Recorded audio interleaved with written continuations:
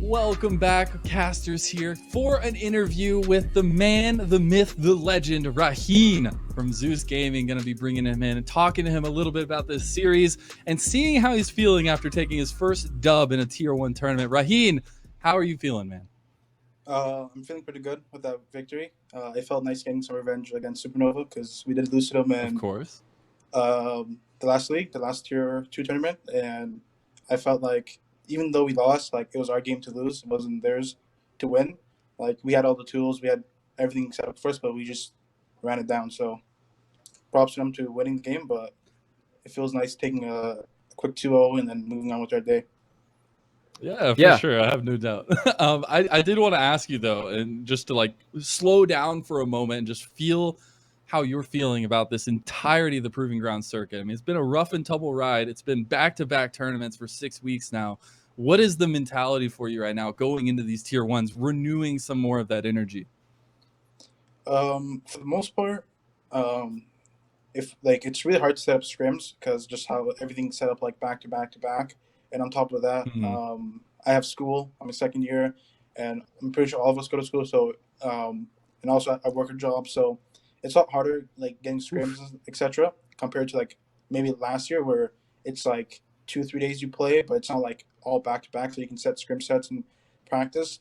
And I think the Yeah. biggest thing with that is it showed towards the end of our last tier 2 tournament is we would win game one and then we just like into the next 2 games. And obviously our team morale wasn't good.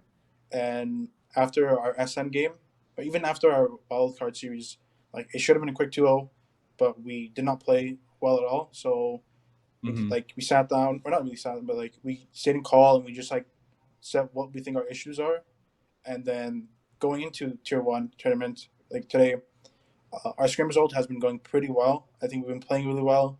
All the in stuff that we were doing, we stopped the majority. So there's still things we should be improving or we can be improving on. And once we've hit those, I'm sure we'll be a stronger team. So it's just step by step, solo queue, etc., right? Playing better as a Yeah. team. Yep. Yeah. Obviously showed the day with a pretty quick 2-0.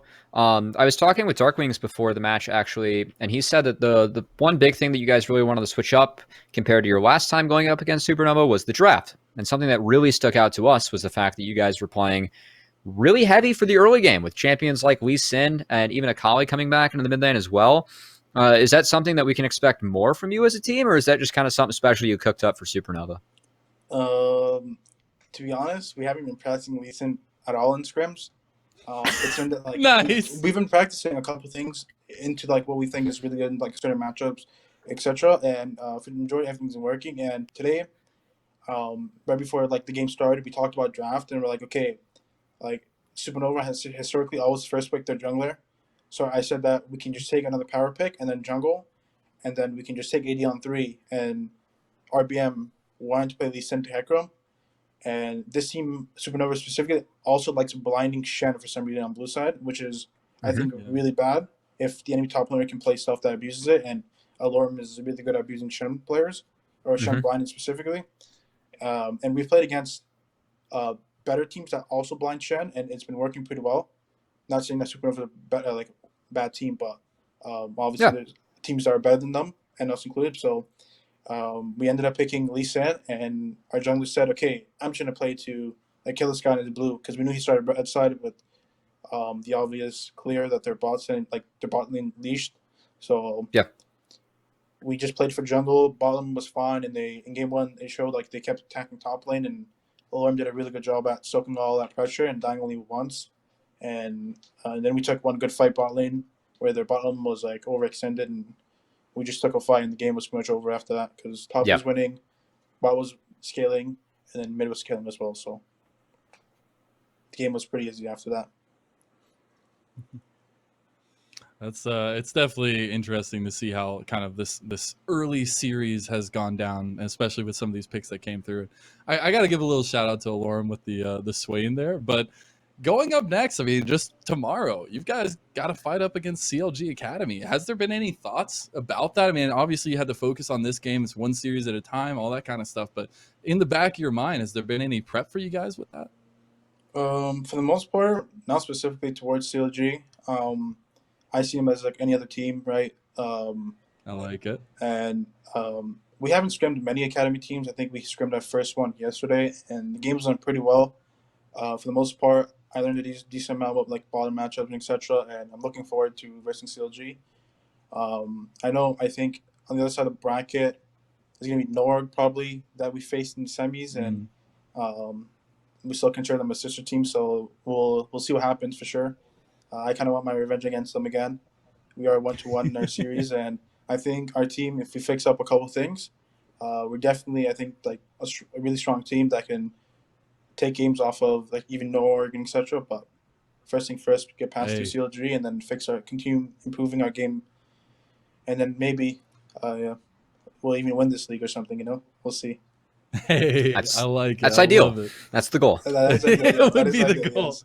Getting into Yeah. the proving grounds through the first tournament is pretty ideal. It gives us more time to do other things like scrim and maybe figure out Yeah. new picks and stuff, right? And as always Yeah, changing, new patches exactly. alive. So Yeah, especially for you guys, you know, being a relatively young team with Alorum definitely being the veteran to lead you, that extra time is really valuable. Raheen, before we let you go, man, any shout outs you want to give? Anything you want to plug? Where can we follow you? for the most part, the show is just my team. I think these guys are all Smurfs. Like I think our jungler doesn't get as much as credit. Like RBM has been like playing really well for someone who hasn't been playing League for a long time. Like he just started this season, like again. Alorum, like veteran top laner. We can always look towards him, and I always like he's probably annoyed with me because I'm kind of the joker of the team, and I always say like a bunch of memes, and I call him Captain Alorum when times are rough. So No, it's when fun. times are rough, you got to call it Captain Yeah, Alarm. I love it. Like for example, like when we're having the big like the bad end to our tier 2 tournament, the last one, Alorum was like the main guy speaking and like putting us back in our places because like we would get really excited after game one and then we'll just end the next two and some of his ego, some was stupid plays and etc. So he definitely helped us with that. Yeah, I mean I've been enjoying my team. Me and Pocket have been playing pretty well for the most part, but it's always going to be better. Always stuff to improve on, but thank you so much, Raheen, for coming and talking with us for a little bit. Give us a little bit of mindset to this amazing Zeus roster. So thank you again, and I hope you have a wonderful night rest and get ready for some more games tomorrow. Thank you. You too. All right. Well, that is it from Raheen. We will be sitting it to a little break while we do get ready for the second match of the second series of the night. It will be Winthrop versus Revival. You're not going to want to miss it. We'll be back in a little bit.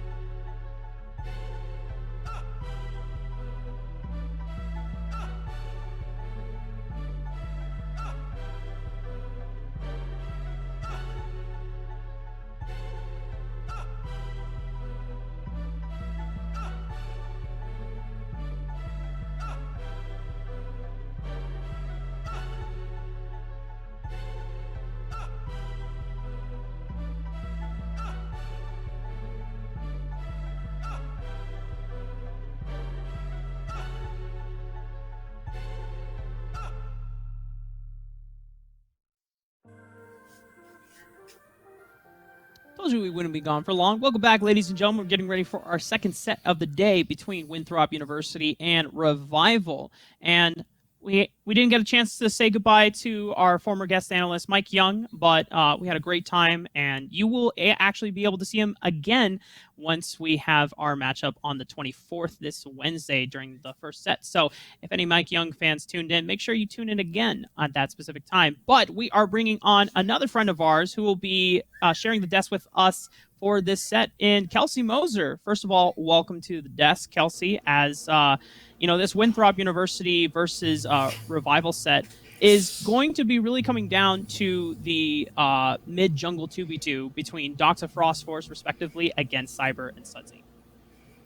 Thanks, guys. I'm happy to be here. Honestly, I didn't know how the handoff was exactly going to roll, so I was just ready to impersonate Mike Young a bit, have a little fun. But as my actual self, I am a big fan of talking about mid-jungle 2v2s and generally how they operate within the context of a game. I think, however, if we think about this in context, the edge that Winthrop could potentially have and utilize is that it's not a mid-jungle 2v2. It is a mid-jungle 3v2 because Sir Kenji, compared to a lot of other supports in Amateur, has been really on point with his timers going forward. Well, all I'm going to say is, just like you, Mike Young also was able to teach his mid laners how to, the jungle timers, so already making a really good leap there. And like you were saying, Sir Kenji has been really fantastic to watch from the support role, and I wish other supports would also take this time to kind of learn from that, because it has been so important in deciding some of these games. I mean, Mike Young said it himself that he feels jungle support is one of the more important combinations in terms of synergy, and we're seeing it for Winthrop that this could be their way to try to beat out on Revival. Yeah, something that we had a conversation with Kelsey about before this matchup today is that Sir Kenji, who, for any longtime Scouting Grounds fans, did get a chance to see him at the 2018 Scouting Grounds event. I think he was on Team Infernal at the time. He is one of the few supports that is really on point and executes support back timers. And so we constantly see in the games that Winthrop University do manage to pull out here, Kelsey, is when he is coming back and assisting Doxa in snowballing that lead for him. Absolutely. I think in general, Revival is a team that's really, really heavily dependent on getting, those mid skirmishes just right. They love transferring that pressure with Sudsy, who's definitely a highlight player to watch, and Cyber also pretty high on the list of mid-jungle combos going into this tournament. And they usually transfer that pressure into getting Cyber a lead. He's obviously known for the Kazakhs, but basically the mentality of farming up, doing a lot of damage, that's something that he translates to almost every champion he plays, and they really like to use that to get advantages in their games. Whereas I would say Winthrop is much more reliant on just kind of letting Doxa control the lane on his own, maybe getting a little bit help from Sir Kenji being on point with those timers, and just create so much space and control in fights as the game goes on with picks like Victor and Zoe. I know you wanted to kind of hop in about the control mages that Doxa or Sudsy usually pulls out once it gets to that point. But for you, Alk Battery, we know Sudsy from Amateur is not just necessarily a control mage player, but he plays some everything. Interesting stuff. Yeah, he plays everything. And one particular pick for that is a powerful flex pick that is not actually unique to other teams in this amateur or this tournament is that Nocturne can be flexed between both Sudsy and Cyber, whereas normally we're seeing Nocturne emerge as kind of a counterpick to stuff like Udyr and Hecarim, but for this team in particular, it can be put either in the mid lane or the jungle here, Dimitri.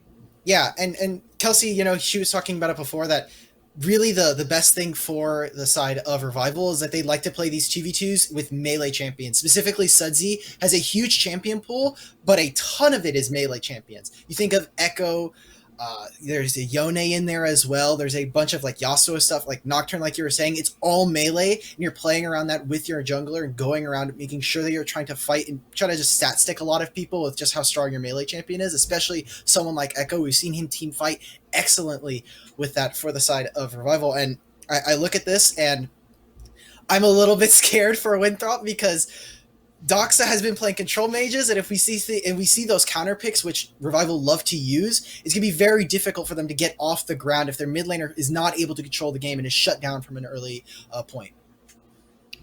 Yeah, I think a lot of the mid jungle 2v2s they rely on are going to be very melee heavy. So if a champion like Winthrop loves the Victor, he really just wants you to just dive into him and commit. So, and I do, however, think that the early game should be in the favor of Revival, just the way that they're setting up the map like that. So they're going to really need that lead to kind of circumvent what Winthrop and Doxa in particular are bringing to the table, as well as Saskio, not really someone we've talked about a lot, but always prioritizing that Kaisa, looking for the cleanup coming out at the end.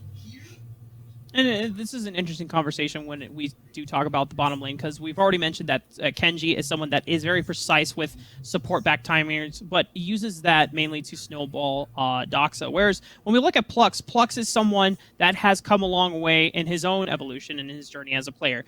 For those that are not familiar with him on the ladder, when he first hit Challenger back in Season 9, it was primarily off of UB and Bard. But now he is picking up engaged champions, stuff like the Rel, stuff like the Alistar, and he's trying to diversify his playstyle, and he's been since Revival's kind of surge after their shortcomings against Solafide back in the Risen Tier 2 tournament, Plux has been a lot more vocal in comms. They had a sit down kind of talking about, hey guys, we need to really just like overcome some of these things that are plaguing us as a team coming together. And then they had that massive surge in Big. They did fall short against No Org in the finals, unfortunately 0-3, but Revival have since then looked better as a full 5-man unit. Now, Dimitri, I know you were commenting on the fact that during Challengers Uprising, they had a tougher schedule, so they're looking to bounce back against Winthrop in this series today. I think that Revival, even in their starter game, the first game to kind of kick off Cup, we saw them against C9 Amateur, and I really love Plux's performance on things like the Nautilus and the Blitzcrank. It was fantastic to watch. You're talking about engaged champions. I think it allows for people like Scoop to really shine when you're taking away those enchanters and you're giving him space on this Kaisa and other things like the Misfortune to really shine. For Plux, I am looking towards kind of how Revival as a whole is starting to gear up coming into Tier 1, because we've been talking to them. We talked to their manager. The team is experiencing some level of burnout right now with all of these new players. It is definitely a lot of fatigue going in, but they, like Kelsey mentioned earlier, there was some time for them to take a break. They had a time to kind of step away, look back at their games, get a little bit more tape on their opponents. So I'm looking towards how Revival and this team looks coming into Tier 1, because, again, it's all or nothing in this play-in stage right here. If you lose today, you have to go all the way back. You have to wait another 2 weeks, which obviously will give them time, but I think they definitely want to try and make their mark now in Tier 1 and try and get as far as possible. And I love that you brought up the engage, because this is going to be, every Revival series is going to be scrappy. The name of the game is Level 6 Ultimates. All in, fight it out. They're here to play. They know their lives in the tournament are on the line. And I'm really looking forward to what they can bring today. Yeah, we are getting word that the draft won't be ready for a couple more minutes here on, I believe, the 19:30 minute mark. But as we are starting to wind down our matchup review for Winthrop and Revival, I kind of want to get some last thoughts and then go into predictions for this series. Obviously, if we look at the prediction bracket, Alkbatter, you had Winthrop as the favorite team going through. I know. Oh yes! Thank you, Tone, producer Tone, for bringing this back up. Oh no. It's okay, Dimitri. We were both wrong on the Supernova series for Zeus, but you have Winthrop winning the Revival series. Yes. But I want to go to Kelsey, and I want to get your kind of last thoughts on who's taking the series today between Revival and Winthrop. I think Revival is going to bring it home. I do think that they had a bit of a break, bounce back period. They can refresh a lot of those mentals. And in general, I've just been a really big fan of how they've been approaching the game. One thing we haven't talked much about is we talked about jungle, we talked about mid and bot. Top lane, Concept of X, he isn't the most experienced player, but I really like the way he thinks about flank angles. And I think that that's going to be a big key for them to get into the proper fights and to take the fights that they want. So overall, I think Revival has a slight edge just in general in terms of how they want to make the fights extremely bloody and just run over Winthrop, whereas I think Winthrop just have a few two pieces to fall back on in terms of their spine and what holds them up in the game. Oh, rest in peace, Frost Force. I know Mark is crying because all the Utah boys are out. Oh man, I mean, first it was Young Mid. 100 Thieves Next couldn't make the cut, unfortunately, due to them not making past the 12th seed. And then a lot is on the line for the Utah Frost Force being the last person representing our state. But going back into your comment about the flank angles from Concept of X, that's why priority on champions like Camille and Aatrox kind of open up a world of possibilities for this guy, because those are champions that he can do decently well in lane. Hybrids is not necessarily known for his laning prowess. He's mostly just there for role, either follow-up engage or just team role player. I don't think we've really seen games in Winthrop where their win condition has come from Frost Force playing towards hybrids. If it is, it's just because he's got hard CC and Frost Force is playing something that's more damage oriented, like the Kindred, which still one of the few junglers that is still busting out this champion in this meta of Udyr, Lilia, and Olaf and Hecarim. So if that comes through, then maybe we see him play towards topside. But I would be very surprised if he's not trying to play through Doxa along with Kenji.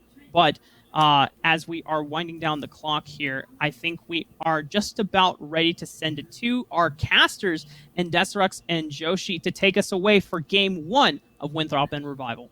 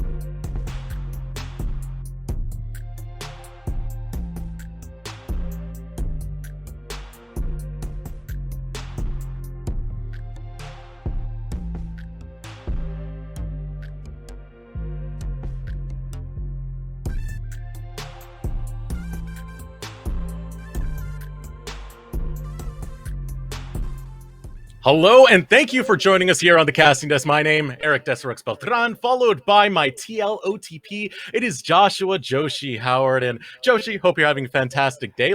But let's get into this matchup. We got Revival versus Winthrop University. We do, and I can't wait to see it. We are finally getting into the UGP. Obviously, we just saw a kind of a blowout series, all to be entirely honest, between Supernova and Zeus just a few moments ago. But now, as we're getting into this next series, it should be a little bit more close. We have the number 8 seed versus the number 9 seed here in this bracket, and if you're familiar with how tournaments work, that just means that these two teams are the closest in seeding that we're going to be seeing throughout this early play-in.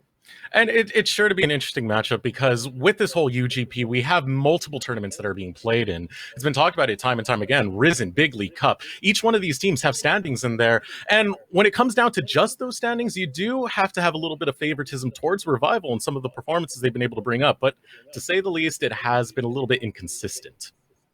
Yeah, we've been seeing this team as kind of a bit coin flippy. They've been having a lot of opportunities to really show how good they are, having some deep playoffs runs in some of our previous tournaments. But the big thing is, because they're so coin flippy, sometimes we see them do really, really well and take down opponents we aren't expecting them to. And then there are other times where we're expecting them to pull out an easy win, and they don't manage to do it. So that's really what we're kind of looking at here. The analyst desk already touched on it, but we really have to pay a lot of attention to how Doxa and Sudsy in the mid lane are expected to be playing. Yeah, and not just Doxa and Sudsy. We got to include the jungle as well as that, because the 2v2s are what teams like Revival really live and die on. I mean, that combo of Cyber and Sudsy is something that can be quite dreamy. And Cyber's a player who's looking to learn more, who adapts well with his coaches, and he's willing to play towards his lanes as well. Sudsy, someone with the champion Ocean pretty much, and loves to go for the counter pick. They are a duo that works pretty well together sometimes. Yeah, this month alone, Sudsy has actually played 12 different champions between all of the Proving Grounds things, and that is much higher than almost everybody. We see some people like Saskio, who has been playing a lot of Kaisa this time around, who haven't necessarily been showing us everything that they can necessarily bring, because teams are willing to let them play these champions. But when you look at something like Sudsy, you don't really need to worry about it. And I know my good buddy Sam Price there in the background has got to say, Sudsy, his favorite mid laner. I mean, he's good, but more importantly than that, he is one of the nicest guys you will ever have to deal with. But on the opposite side of the rift with Winthrop, you do have Doxa, and he's one of the big determining factors for Winthrop to get their wins. He has huge impacts when it comes to team fights. He's definitely a spectacular player. Yeah, and he also plays a lot of these early game powerhouses, right? You look at him to play things like the Victor, like the Syndra, and when you compare this to the way that Sudsy has been playing so far, where he's been getting a lot of attention and trying to win a lot of these 2v2s, when your opponent's going to be playing something that's strong in the early game, it makes it a lot harder to actually get off the ground and find some of these victories. When you see the things that a lot of the teams that a lot of Revival goes for, they've been playing a lot of Hecarim recently, which, as we all know, if you don't get some of those early ganks off, it takes a long time for a champion to come online. And when you're going up against something like the Victor or the Syndra that can potentially turn things around with their own jungler, it becomes a lot more dangerous to play. And it's funny when you call it the Hecarim from, especially from someone like Cyber, who has been just, in the past, we've known him so much as a Kha'Zix one-trick more than anything else. He's trying to fix that, man. He's working on it. He's trying to fix it, and he's definitely been working on it. I mean, Shyvana, Udyr, Hecarim, Graves, Olaf, he's been diversifying that champion pool. He's one of those that work really well with the coach, and he's willing to listen to his coach to develop. And yeah, I've definitely been seeing out of Revival. They've had 8 days off to try and recollect themselves after all that burnout. And I feel quite optimistic towards their chances of taking this. Well, we have to ask then, Eric, which of these teams are you predicting so far? We've already heard from our analyst desk, because I know I'm currently on the side of Winthrop. I think that Doxa has been really strong, and we've often been looking at these 2v2s between Cyber Sudsy and then Doxa Frost Forest. They're oftentimes going to be 2v3s with Kenji coming up towards the mid lane in ways that Plux hasn't been roaming in the same degree. Yeah, he does have a pretty big impact when you do have that roaming support that's willing to come along. And considering Kenji will play some of the more engagers as well as enchanters, it works pretty well to his favor. But that's not the only thing you have. You have Saskio as well. If Dox is really bringing these team fights, Saskio is on janitorial duty and can do wonders when it comes to cleaning him up. Eric, you dodged my question. Who are you trying to predict today? Why are you putting This isn't me on the politics. spot with this one? We're not supposed to have the caster bias right here, but It's too late. I've already said it. It's pretty obvious. I'm leaning a little bit more towards Revival in this one, but I do see it as anyone's game. It's definitely going to be a very competitive one. Yeah, and I think it's interesting what you're pointing to there, right? Because you see that we're disagreeing. The analyst desk wasn't unanimous either. So we're in a situation where, I mean, we said it, this is going to be one of the closest series in the early UGP, especially in these first couple of rounds, because it is the 8 and 9 seed. We saw Revival have some fantastic performances earlier on, but as Dimitri brought up, as Alk Battery said, they had kind of a tougher road in the Challengers Uprising Tier 2 tournament. They had to play against Barrage and Golden Guardians Academy, and they honestly lost a fairly close series up against Supernova as well. So we'll see, if they have fallen from grace or if this was just a bit of a slump that they're going to be rebounding back from. But I mean, it is a lot of teams kind of in that pool because you have to look at Revival's end of the day standings. For those who don't know, Cup was running on a Swiss format, which means if you get 3 wins, you proceed. If you get 3 losses, you're eliminated. They came out with 2-3. They were right on the border, 2-2, almost there, 2-3 loss, and now they don't even make playoffs. So I do feel like it's a little bit of a sham to focus too much on the Cup standings because Swiss can have that like expedited, you're out of there type of format going on. Yeah, but when it comes down to the wire, right, you say there were 2-3, just, you're out of there. They went the whole distance. They had opportunities to turn things around. To be fair, though, their opponents also did. Winthrop were looking pretty decent. They were winning against a lot of the potentially closer matchups when they played against Bay State and Cloud9 Amateur, and they ended up losing to some of the teams that we're now looking at to do really well in these Tier 1 tournaments: Zeus Gaming, Evil Geniuses Prodigies, and Redemption Arc. So it's, kind of a thing where both of them, due to the fact that they were just like right on the border of moving into the upper echelons of the Tier 1, Tier 2 teams, they end up having to play all of these really strong teams in the tournament, and they haven't quite gotten there. So that's kind of where we're at right now, as they did well enough. They got here to the spot where they're actually playing in the in the Unified Grand Prix. They were good enough to make it here, but the bar has been raised. They have to now prove that they have what it takes to actually stay with some of the big dogs. Yeah, that's kind of the theme that's going on. I mean, sure, they had some standout performances, but this is now getting into proving grounds. This is a big deal. A lot of teams, they come into this, before this was ever a thing, a lot of amateur teams are all talking big game, like, we could take down that academy team. Well, put your money where your mouth is. This is where we are now, and you say the bar has been raised. It definitely has been raised, Joshi, with the level of competition we're going to be getting. Yeah, and I'm excited. I mean, just looking at the rest of the bracket, I know you guys have seen it a little bit before, but we have a lot of teams that we would normally be looking at as pretty big surprises. And oh my God, Eric, one of our top teams actually did not make it out of the round 1 of play-ins. Can you guess who it is? If you tell me something like Barrage, I'm going to cry, but no. Barrage lost 1-2 to C9 Amateur, who was the 12th seed. They were the lowest seed coming to this tournament, and Barrage has had opportunities to be in the semifinals of almost every tournament, now no longer going to make it. But we'll go ahead and talk about that a little bit more in the future. We are now finally getting into draft, Eric. Yeah, a little bit of delays, but it's all right. It's time to get into the matchup: Revival versus Winthrop. Let us know in Twitch chat who you think is going to win. But now the draft is underway. Olaf, Lilia, Kha'Zix. Of course, Kha'Zix taken away. Got to make sure Saber can't play that. Already taken off the map. Yeah, I mean, he's trying to move away. He's still been picking it when it's available, and Winthrop not really going to want to do that because it is such a do-or-die situation. If you win this series, you move on to a double elimination bracket where you have a little bit more freedom to experiment, but now you can't afford to let your opponents have all of these big picks. And 5 jungle bans already, Eric, and I would not be surprised if we saw a 6th one here, but of course, Seraphine is still a champion you gotta be very cognizant of. Yeah. Seraphine still left the table, but I got to throw back to Kelsey real quick. Oh, there we go, of course. Seraphine getting banned away, but telling us that jungle is the most overpowered role in the game right now, and pretty much this draft reflects that. 5 jungle bans to start us off, waiting for the first pick to come out of Revival.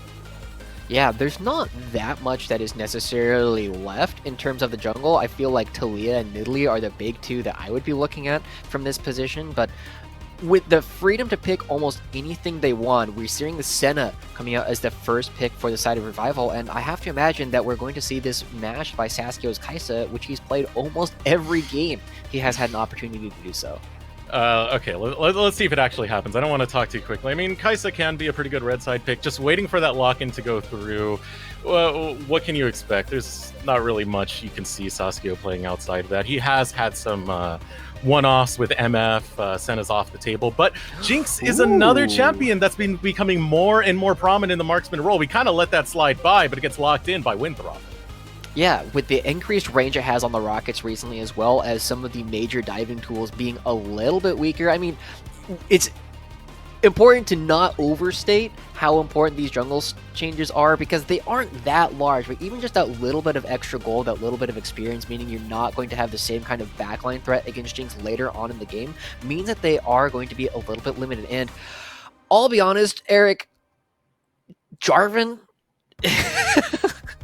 I am not excited about this. This is kind of a pick that you would normally take up against something like the Olaf or Udyr to force them to take Flash, because you create this terrain that they aren't able to get through otherwise. But this early on in the draft is very counterable. You have a lot of things that you can pick into it, because Jarvan is very forced into going into a lot of these early ganks. So something like the Nidalee, which we haven't necessarily seen too much from Cyber, becomes way stronger than it would have otherwise. But there it is. Prince of Demacia over on the side of Winthrop, now looking over, able to grab that Nidalee. You get that early tempo jungler going, as well as the Thresh. And I mean, we've been talking about Flux.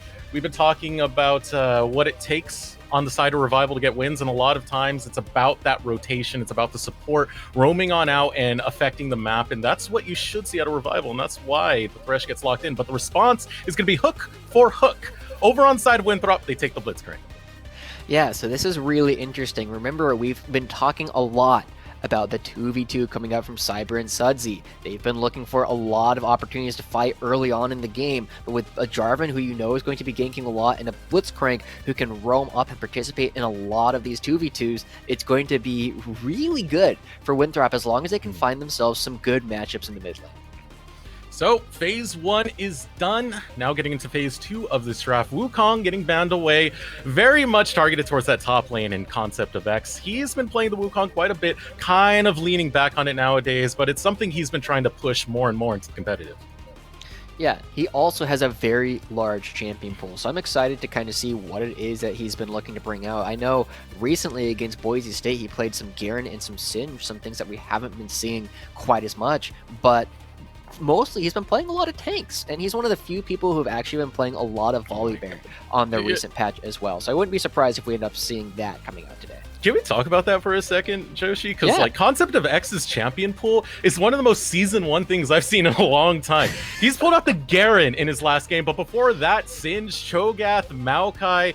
I mean, Ornn's in there, but throw him off to the side. Let's just keep it Season 1 exclusive. It's pretty diverse, but it is a very, very tanky, beefy boy. Yeah, it really is. And so it kind of shows like the way that Revival likes to play for their other lanes. They aren't necessarily worried about how Concept of X is going to be doing. Kind of reminds me of Izo as like one of the other big tank players, this big Maokai aficionado that we often see. But whoa, Doxa hovering the Zed right now. It would be a little bit surprising to see it blind, especially since we have already talked about how they really want to find a strong mid lane counter pick, and instead the Aatrox coming through is going to be lane dominant and will be able to punish a lot of the tanks that we've often been seeing from Concept of X. Yeah, so Aatrox being locked in, and what that will do will stop the counter pick coming in for Sudsy. Something Revival really, really like to hinge on. They like to save Sudsy's pick for the end.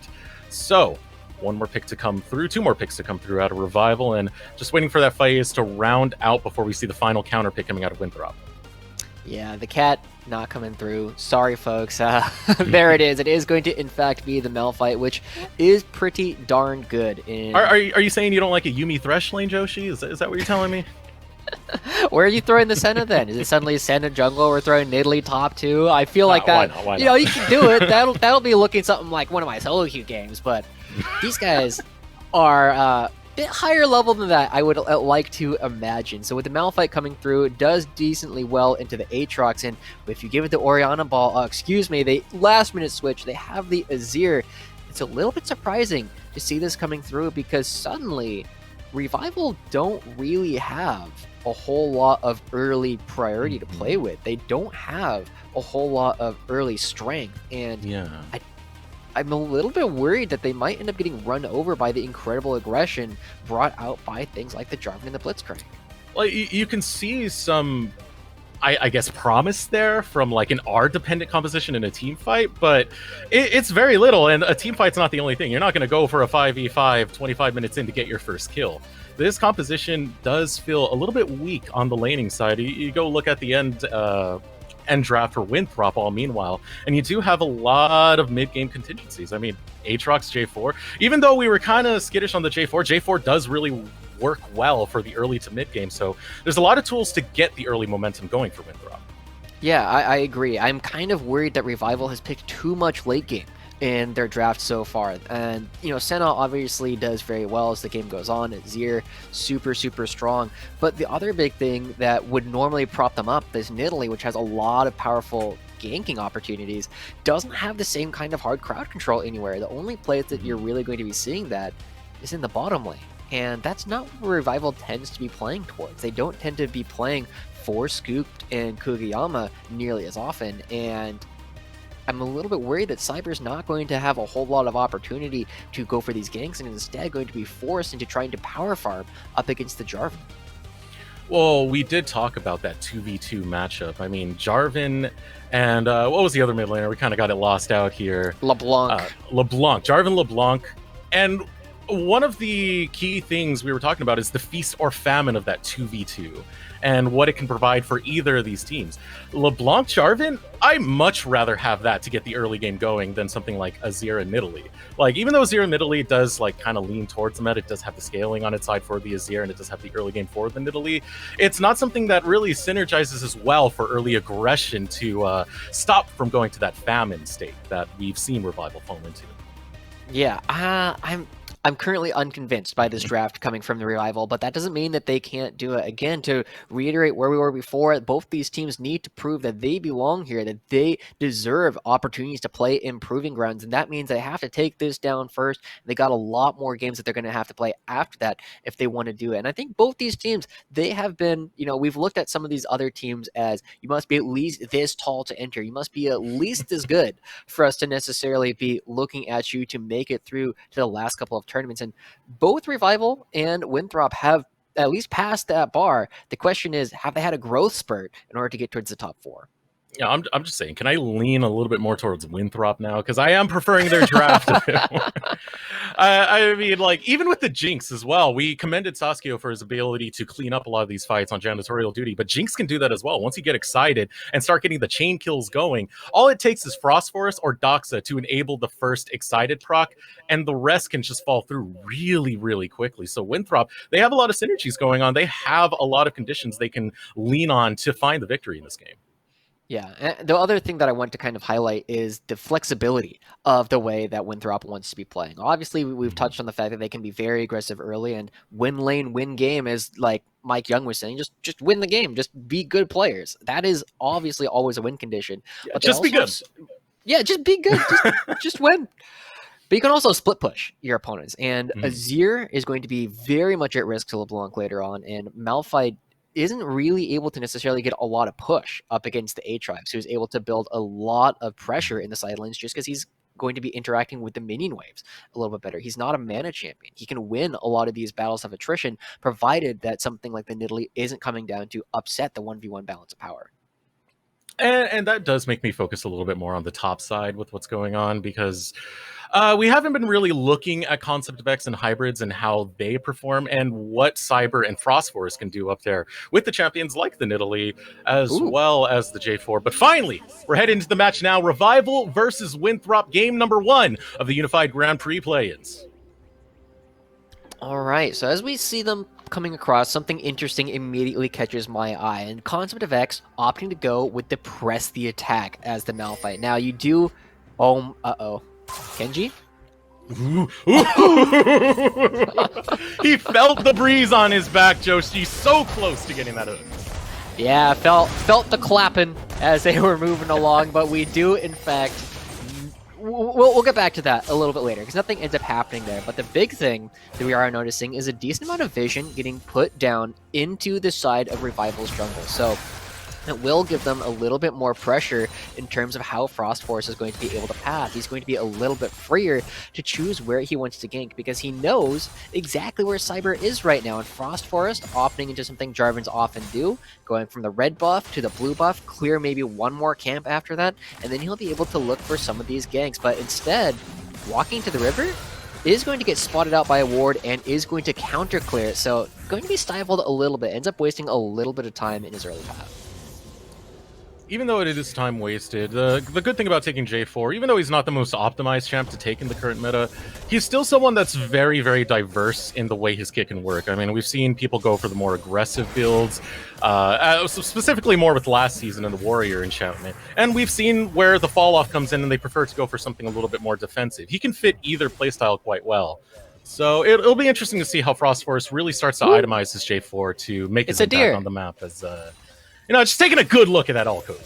Hook comes in, able to find it, as well as the knockup, but the snare will go through. Kuga falls to about 200 health before he finds the death sentence onto Saskio. But Scoop trying to return fire. ADC gets low on one side. Meanwhile, Kuga low on the other, but no deaths, no trades. Hook's just going out, flying back and forth, and seeing what we can get in terms of harassment. Yeah, it was interesting to see Saskio's heal used so early on. There's no ignite on this in Kugayama, but we already see the first jungle coming here. Oh, here we go. Kuga starts to fall really low here. The flash forward coming up Saskio, but the first blood will go over to Kenji instead. With 3 people coming from Winthrop in the bot lane, the retreat is called for Revival. They will get under the tower and be able to stay alive, but 1 kill goes over to Winthrop. Wow, this was a very, very explosive and very unexpected turn of events down here, Eric. We're seeing a lot of fighting down in the bottom lane in a lane where you don't normally expect these two to necessarily be interacting very much. I was expecting both the Thresh and the Blitzcrank to try and leave lane rather early on. Instead, they're just going blow for blow, and now Frost Forest might be in a spot where you can look for a counter gank, but with 3 members of Revival already here, it's not the easiest fight to take. At this point, it's more to dissuade than anything else, and, just catch an Italy Spear on the way out. Roaming down is going to be Hybrids, trying to potentially catch out Cyber here. Cyber jumps onto the scuttle. And as well as Kuga being here over on the bot side. Support for support, jungler for jungler, mid for mid. Oh my gosh. Might be time for an early fight. Flay goes out, but the death sentence not going to find its mark. Kenji now taking his time with his hook. He's going to aim for Cyber and land right on him. Cyber now trying to find his retreat, but Doxa will catch him on the way out. Concept of X will try to run away. He will get under the tower. 200 health remains. Suddenly, here comes the flag and drag onto Sudsy, but he will flash to safety. Another one lost for Revival. Oh boy, Eric, we kept talking about how the fact that Revival like to play through this early 2v2, and they are currently very far behind. You look at the damage that was dealt through that whole thing. Doxa really coming up big, finding the kill onto Cyber, rewarding them, and we already touched on the fact that Winthrop should be winning a lot of these early engagements, so the fact that Revival opting in to a lot of these fights, not going to be giving them a whole lot to play for because they are giving over so much extra gold to start with.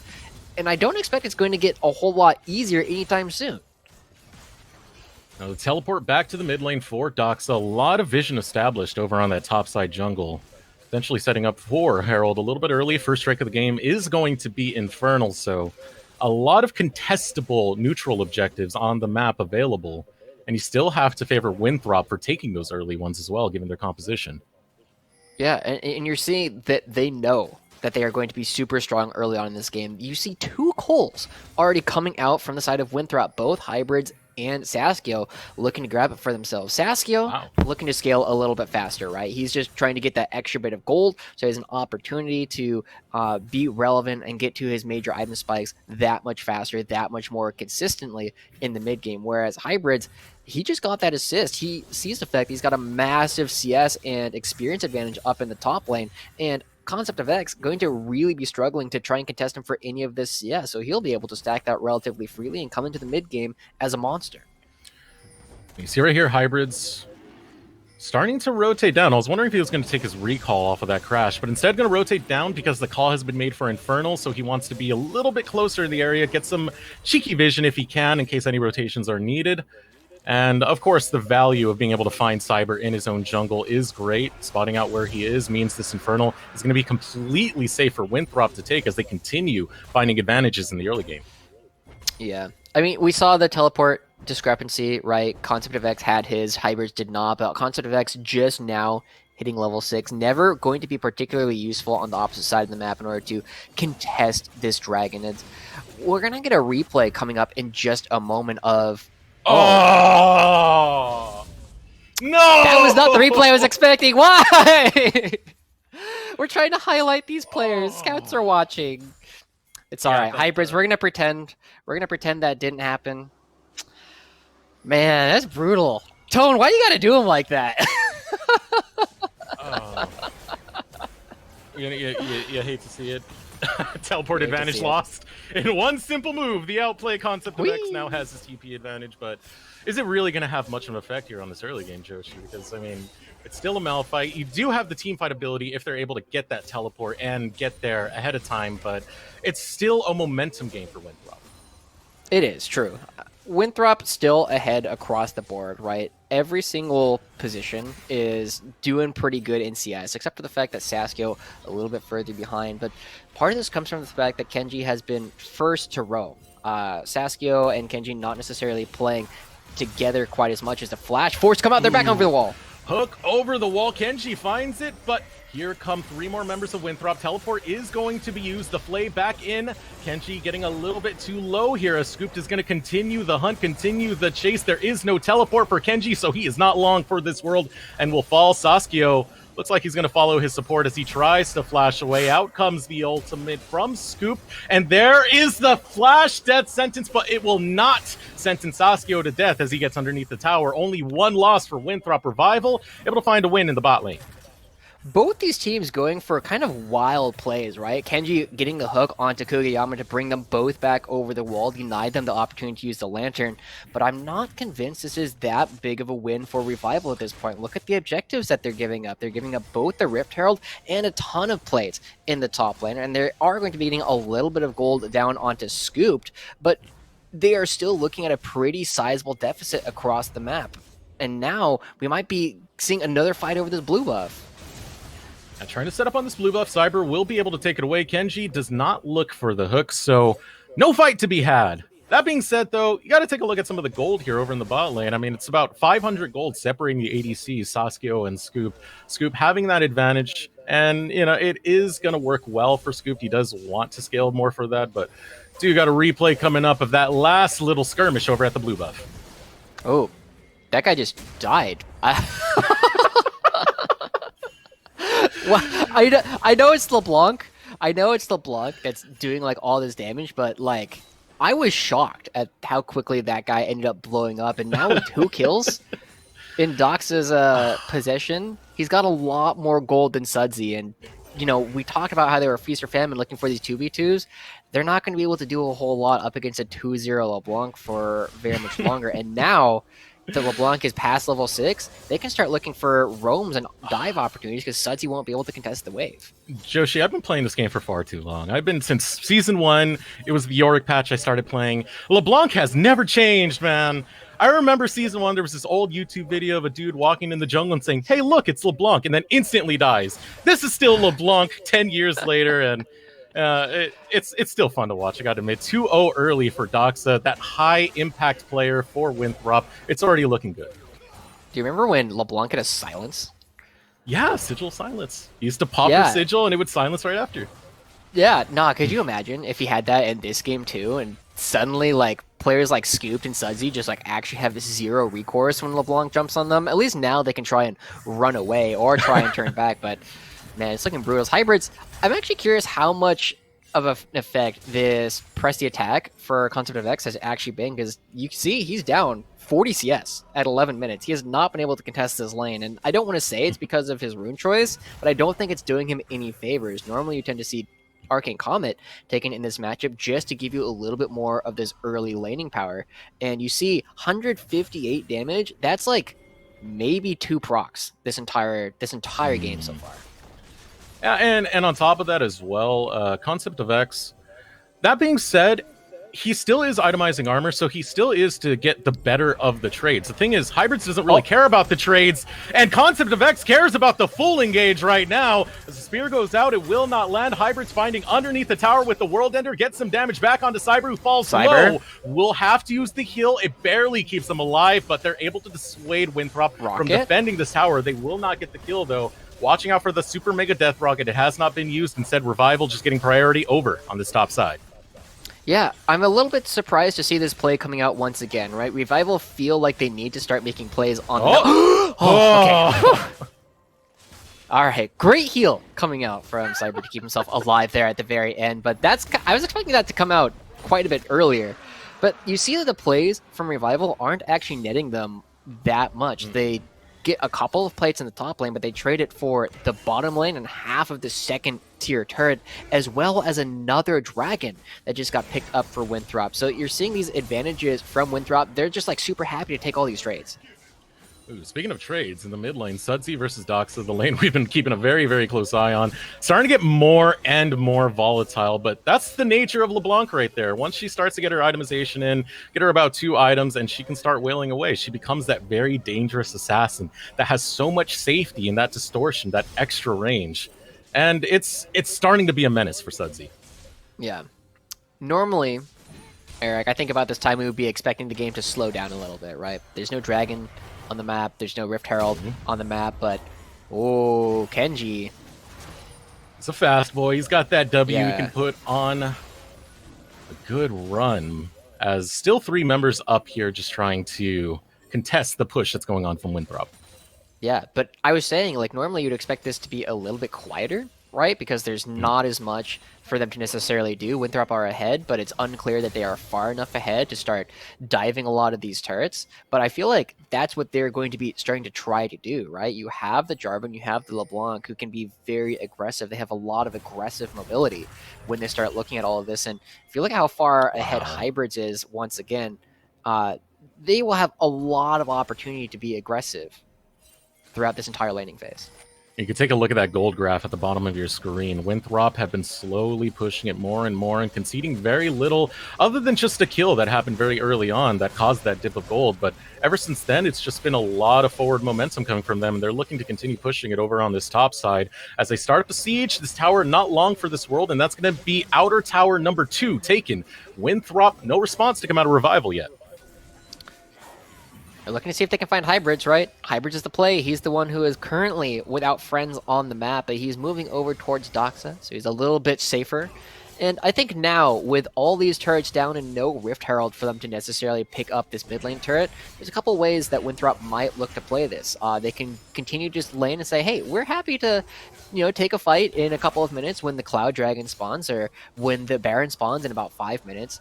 Or the other option is you bring a whole lot of members mid lane and you say, hey, we're strong enough to actually take this down. We want to take this outer turret, open up the map so we can start diving people. Instead, they're just finding Scooped. Going right after Scoop, getting a lot of damage from the support alone. It flashes into the Super Mega Death Rocket. A kill going over to Saskio. But now here comes the Cavalry. Flag and drag over the wall, finds a knock-up, but Sudsy will be able to call the forest. Here comes the World Ender Hybrids trying to step on in, goes after Sudsy. Sudsy on the retreat. Zap goes through. It's going to be Doxa who picks up the cleanup kill. But overall, a crazy fight going back and forth. It's going to be a net win for Winthrop once again as they get the 2-for-1 exchange. When I was expecting to see 10 people in the same lane, I was expecting it to be the mid lane, not the top lane. But they're already throwing more curveballs at us. They're finding this, and they are going to find a Rift Herald that is going to be spawning at this point. That should be the reward necessary for Winthrop to open up the mid lane turret in order to open up the map and give them more access for Doxa to start roaming around. He's now 3-0. Doesn't have his mythic yet, but he's got a verdant barrier, so he's basically impossible for Sudsy and Cyber to kill. It's LeBlanc. It's just a fed LeBlanc. 350 gold bounty right now, 3-0 as you were saying earlier. It's very hard to be able to take that LeBlanc down, and the snowball lead is starting to come in from someone who can be as aggressive as Doxa. It's going to be a hard task for Revival to get through this, given they haven't even been able to get a single neutral objective. So we take a look back at that Super Mega Death Rocket on the mark. Yeah, very unfortunate for Senna that as soon as they flash out, they jump directly into the ultimate. But we see this whole thing, right? You trade back 1 for 1. immediately, but it's not going to necessarily be a whole lot. You need to be finding a little bit more from the side of Revival in order to try and bring themselves back. It's not that large of a gold lead, but it's just the natural scaling of some of these characters and how strong they are right this moment means it's very difficult for Revival to actually take any of these fights, but they keep opting into doing so. And in fact, they say, we're not going to be fighting for this dragon whatsoever, because off screen, Sudsy teleported up to the top lane, and now Dox is matching it. Thing is, they're giving up everything on this map. 2 towers, 2 drakes so far into the pocket of Winthrop, and now another herald going to the mid lane, which should mean this mid tower is not too much longer for this world. It's not enough to be able to get it down on that charge, but it's starting to fall critically low. Tower number 3, however, will be the bot lane, as that split push from Hybrids is able to find another brick.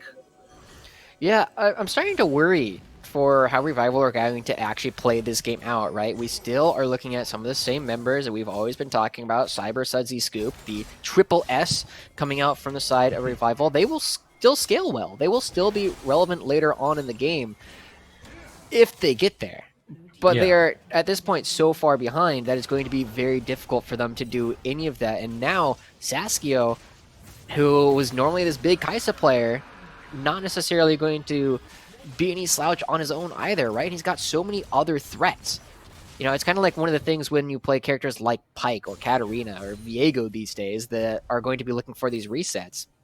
You need other threats to do the damage so that people can get low and Saskio can reset off of them. And right now, the Aatrox is already on the full item and a half, whereas Concept of X is not. You see the LeBlanc is on an item and a half, whereas Sudsy is close to that at this point, but it's going to be giving Saskio so much freedom because everybody is going to be trying to not die to Aatrox and LeBlanc.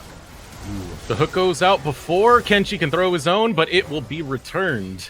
Actually does not go through. It will be a neutral fight overall. I thought that was going to be much more chaotic than it actually was, but instead Winthrop going to take the retreat. No, it's a little bit too much to chew. So they back away. I mean, I think now might be the situation where Winthrop kind of waits a little bit, right? The Baron hasn't spawned just quite yet. They're not necessarily going to have a lot of their big ultimates here for a little while, and they got to wait for Frost Force to get the Cataclysm back up. And so they just got to clear out some of these waves. They got to be close to a couple of second items. You already see that the Runaan's coming out for Saskio means that he's going to be so much better able to find these resets because he's going to be tagging a bunch of people and just getting a bunch of assists. Suddenly get a lot, but they're going to take a little bit of time to slow down and just kind of wait for this Baron to spawn so that they can start to pressure it while Hybrids creates pressure in the side lane. And not just the pressure in the side lanes, also the forward vision that needs to come out from Winthrop, starting to come out now as they try and take control of this jungle. I mean, if you hold the enemy jungle, you hold a lot of their resources, and you can start to put that famine onto Revival. But hook goes out, will not land onto Frost. Just a couple of Sand Soldiers gonna poke the backside of Frost Force as he tries to get the steal onto this red buff. 4 members of Winthrop are here, and I don't think Revival are too keen to contest this as the 5th member of Winthrop shows up as well. They're all prepared for any objective, even the red buff.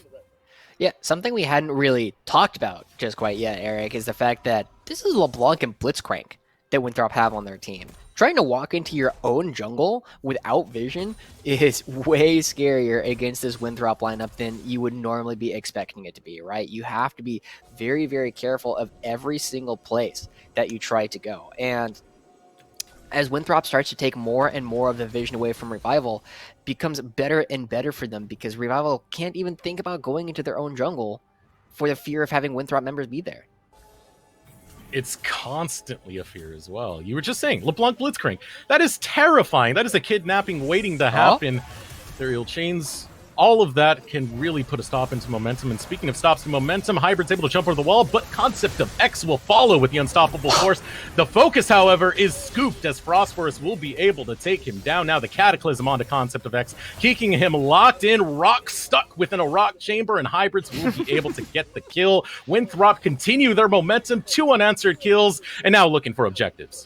Yeah, this should be the Baron coming out. You have a Jinx, you have your jungler alive, you have the ability to push Cyber away, and Kenji, free to just kind of roam around and just try and find hooks onto Cyber if he ever chooses to go over. At this point, you would normally say you got to find a play on the opposite side of the map. but they're not moving quickly enough. Doxa is still so slippery on this LeBlanc that by the time that Cyber and Kugiyama show up here, he should be well on his way out. But you do have Distortion on cooldown right now. It was used for the wave clear. You can mimic it, but now you're just waiting for the final cooldown to come up. You don't have the cooldown of the Distortion itself. It finally comes back up. Ethereal Chains goes out. He just dashes away one more time, and there is no burn there. Doxa gets away with it. 29 HP. Wow.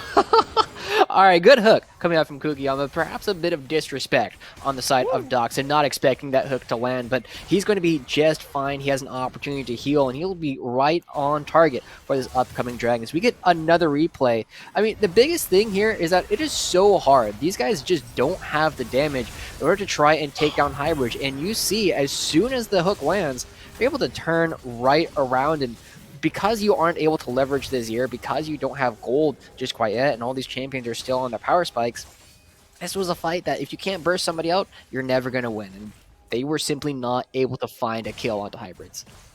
You know, it's always so shocking to me just how much damage a Blitzcrank can do. I don't know if you watched it, but when he grabbed Scoop and popped the ultimate, good God, Scoop's health bar was already far below half off of that alone. Scoop is having a bad time even when the support is bullying him. Yeah, I don't think it's going to get a whole lot easier either, right? You see the Rage Knife coming out for him, so he will get the Ginsu's Rage Blade relatively soon, but like with the Cloud Soul already getting picked up by Winthrop, they are suddenly very speedy, right? They have a ton of ultimate cooldown, and so people like LeBlanc, who can use their ultimate super often, are going to be that much scarier for people to try and deal with it, and they're going to have to seed everything outside of their base. And Azir finally comes back, their wave clear is finally here, but they are losing almost all of the vision, so they got to be careful even standing next to their own walls.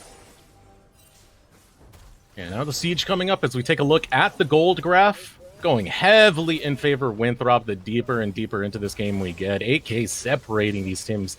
Winthrop have a stranglehold on this map. I mean, 5-1 in towers, 4-0 in Drakes. Already got that Drake soul going on. At this point, we're just waiting for some type of Baron play to come through to really start to close this out as Winthrop continue to try and push the siege.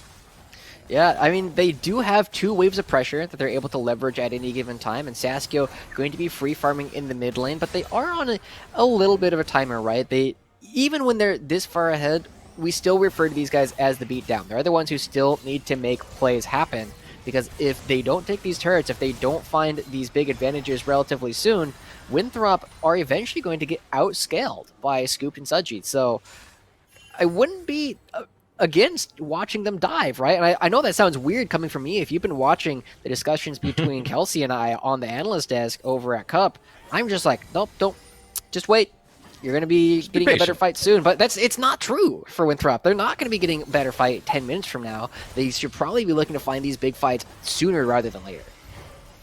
And you're starting to see one of the weaknesses of Winthrop's composition as they try and set up for the siege. It's the range. It's very, very short. LeBlanc, Aatrox, they're not going to do much for tower sieging. You're pretty much having Saskio be your entire siege, but the other thing about playing the Jinx is there's very limited escape that you have if you do get caught out. And Malphite is someone who loves to eat ADC, so that's why it's making the siege just so hard for Winthrop to be able to get to. Yeah, they're going to have to back away. I mean, they do get multiple turrets for their Baron, so it's not the worst thing in the world. They are still up 8,000 gold. Let's not discredit them too much. They've been looking very good throughout this game, but the thing is, I've seen teams lose from this position that Winthrop is in because they don't continue to push the tempo. They have 2 minutes left before the next Baron comes up, and, you know, if history has taught us anything, that means there's probably 2 more minutes for Winthrop to try and scale. See Kenji feeling a little feisty right there, trying to have a good time with the hook, but not going to get too much because of the Lantern. That being said, though, Winthrop really, really control this map. And now what they're looking for is to control this jungle even more, starve out the resources, and make this so hard for Revival to come through. And take a look at that current gold as well, Joshi. Saskio, 11k, so strong in the lead compared to his counterpart, Scooped. Oh, yeah, Scooped way down there. I mean, he's doing all right, but the worrying thing that's really showing up for me is the fact that Concept of X has less gold than Kenji. Ooh, your top laner who's playing this tank, who you need to be able to stand up to all the damage, doesn't have any money. He's so poor at this point. And the current EXP, I mean, you see 3 members already level 14 for the side of Revival, whereas Concept of X very recently hit level 13. They're just missing a ton of gold, a ton of EXP, and a ton of items that both of those things convert into in order to make themselves strong. So I would really like to see Winthrop be a little bit more aggressive here relatively soon. If they find an opportunity where Concept of X or Sudsy is off in a side lane, dive. Like, teleport takes 4 seconds in order for somebody to really be active in a fight. That is 4 seconds of 5v4, and with the composition of Jarvan and LeBlanc, 4 seconds is enough time to kill an entire team. Another lane you do want to look at with the EXP differential is the marksman role. I mean, level 12 to level 14, and Saskio can very realistically hit level 15 before Scoop gets to 13. There's a huge differential going on here. I believe about 50 creeps separating the ADCs, so this is beautiful play for Winthrop. They're getting the conditions they want. They just need to close out soon. Yeah. We got Baron spawning in a couple of seconds. You're already seeing them move towards it. They're just going to start hitting it on spawn, I have to imagine, because they have enough vision control. They control the entrances to this objective, and they don't have a whole lot of members here, so Revival should actually be able to respond to this, but we'll see how Winthrop actually want to play with this, because they have LeBlanc still down in the bottom lane. I mean, if you can get a team fight, there is some wombo combo potential there for Revival. It's just... you never want to place your bets on the wombo. That being said, Winthrop over in the bot lane has no problem taking that turret uncontested, because Revival are just getting split and out macroed on this map. Yeah, very disciplined from the members of Winthrop to sit back and wait, not give their opponents an opportunity to go for this engage. And now hybrids around the wall, but we already see a catch. Yeah, hook comes in. Kenji starts to run low. He throws out a hook of his own, as well as the ultimate. It's going to be used. Ultimate comes out of Scoop. Meanwhile, and Revival are starting to find their way back into this as Cyber finds kill number 1. Starts to head over towards Frost Forest, who has a very, very little... kind of rough route out of this, but he is going to find his way through, or will he? Sudsy now on the run to chase him. Concept of X gets caught out over the wall. The missile will not tick him down. He will be able to survive, will not turn into Concept of F just yet, but Doxa wants to change that. Double distortion comes out, gonna make it a double over for Winthrop, as they're gonna continue this team fight. Emperor's Divide is not gonna be able to find Saskio, but the Rockets will find Sudsy. Double kill goes over to Hybrid, and now backing off is Winthrop, feeling confident they just took another team fight with 3 unanswered kills. What do they take from this? They have their pick of the litter. They pick up the objective in the top lane. They grab the turret, and then they immediately head over to the Baron. They should have so much time. If they just do this, they don't even need to recall. They can move immediately to the Elder Dragon in order to grab that as well. So they are suddenly winning everywhere on the map. 11,000 gold lead. They played around this Baron so expertly for the most part. Yeah, Kenji got caught, but other than that, whoever's shot calling for this team looks really, really good. They come out of their base with so much more money, and now, even though they recall, they're still going to be able to get to the Elder Dragon before Revival can. And one of the bigger things about that last bit is the bot lane inhibitor tower went down. So now you don't have to worry about a tower siege. Now you don't have to worry about a tower dive. There is potential to take this Baron empowered wave, to take this Elder Drake empowered buff, and just run it down bot lane and be able to grab that inhibitor and start opening up the base, start putting that almost 6th man pressure onto that bot side, so you can continue splitting and dividing Revival. That being said, Revival are trying to contest this Elder Drake. Potentially with the setup here. Doxa over the wall, throws out the change, takes a lot of damage. Distortion backs to safety. Hybrids wants to jump in, goes after Sudsy. Sudsy starts to run low, and one more sigil is able to take him down. The fight is now breaking out, and Winthrop is breaking down Revival as they find kill number 3, and now it's full retreat once again for Revival. Kuga, there's nowhere to go but to the respawn, buddy, as Frost picks up that kill. Only Cyber stands to defend his base, and Winthrop are running it down the mid lane. Oh, man. What a crazy fight. I was a little bit worried for Winthrop after that whole thing, but they should be able to eventually take this down relatively cleanly, right? They still have so much time left on the death timers for all of these members. Absolute worst case, they pick up double inhibitors and can go back to the Elder Dragon. But it looks like they're going to be trying to end right here. Going for the ending, 3 seconds remains on Scoop. You'll get Sudsy soon after, as well as Concept of X, but there's going to be no one who can defend this in time. Game number 1 will go very, very solely into the hands of Winthrop.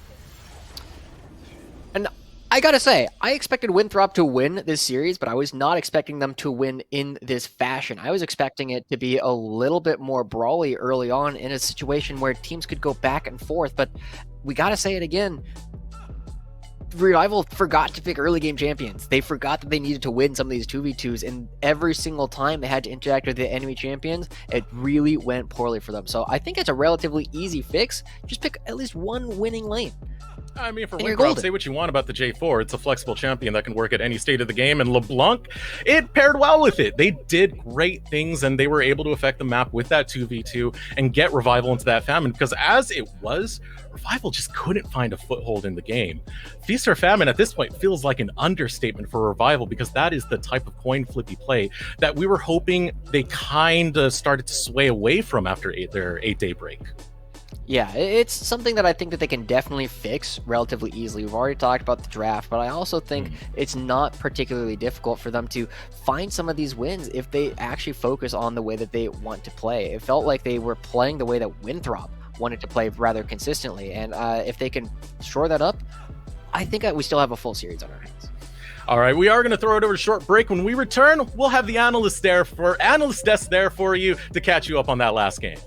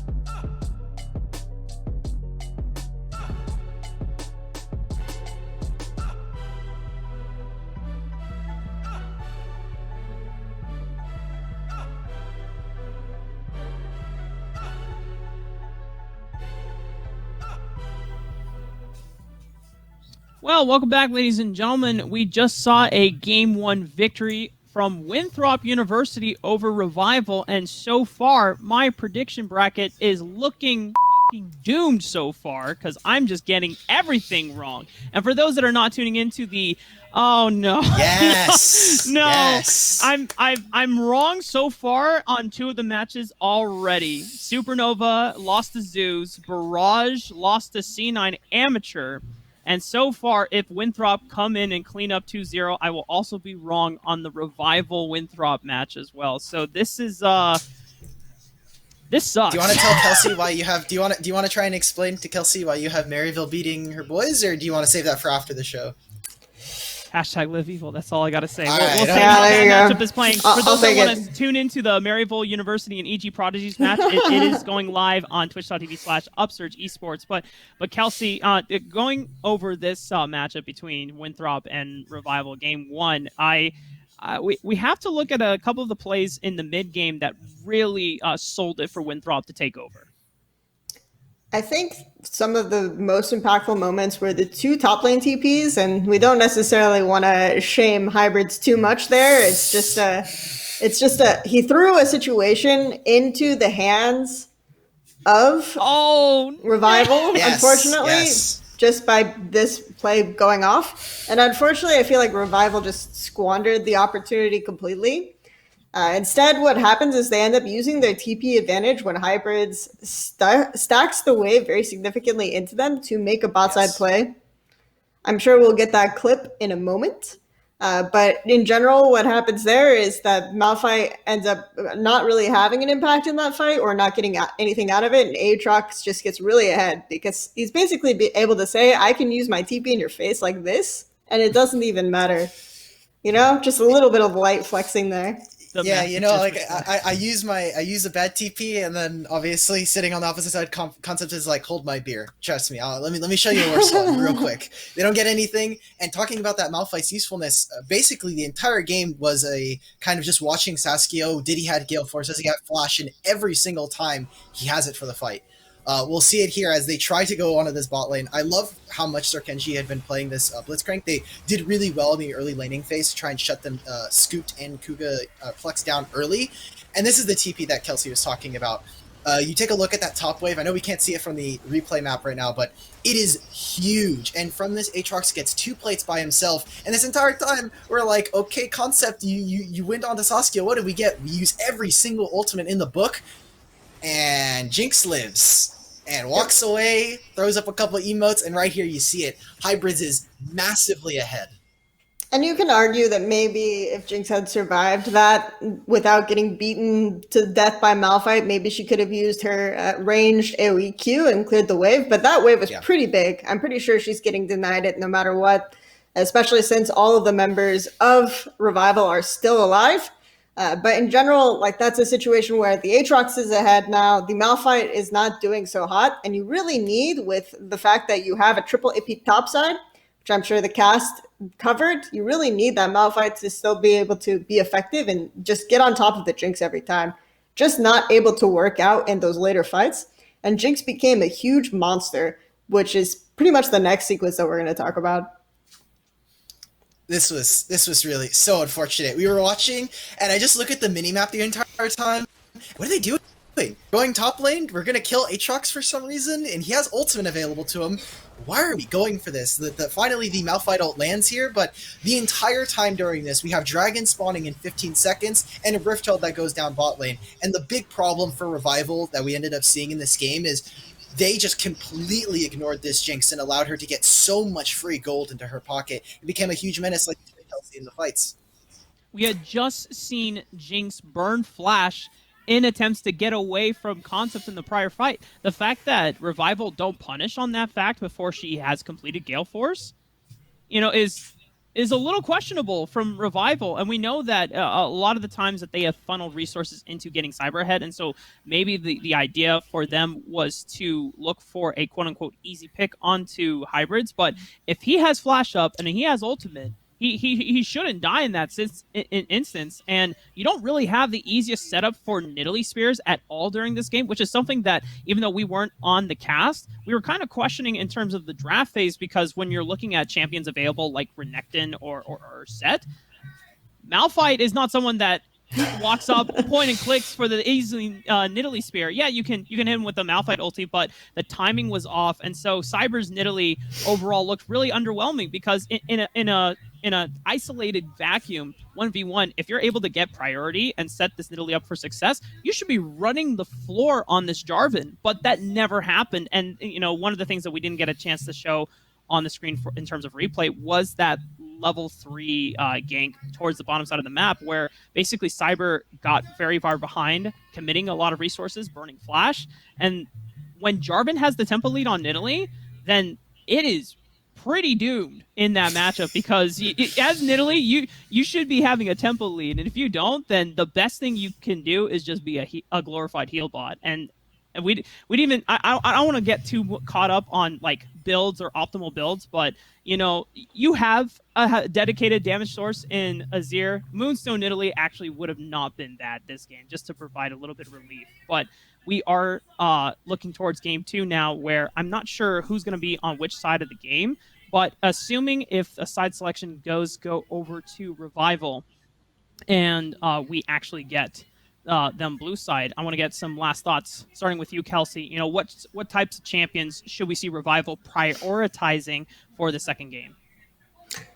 It just seemed like in this draft they were going for a lot of range and no CC, which is just not comfortable for them. Regardless of what you think is great in this draft phase, if you're afraid of the Victor pick, I just say stick to what you guys know you can do. Like the Malphite was great to me, but you really want picks that set that up well and accompany it. So that's what I'm looking for Revival going into the next game. And for them to just kind of stick back to some of the things that they did that gave them success in previous tier 2 tournaments.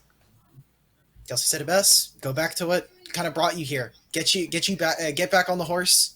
Get back onto what got you into tier 1. Because I'm glad that we're seeing some experimentation in what they want to pick out. But again, this is that last play-in match where if you get knocked out, you're waiting for 2 weeks and sayonara, right? You get to have a little bit of extra time with tape, but right now this is not the most comfortable that we've seen Revival, and stuff like this is going to only get harder when you go further into this tournament. With Winthrop here on match point and Revival's backs against the wall, we're going to have to see how well Revival can look to bounce back, or if Winthrop are going to walk away with a 2-0. We're going to take a quick break to refresh ourselves, and when we come back, Desirux and Joshi will be taking you with Game 2, so don't turn off that browser, guys.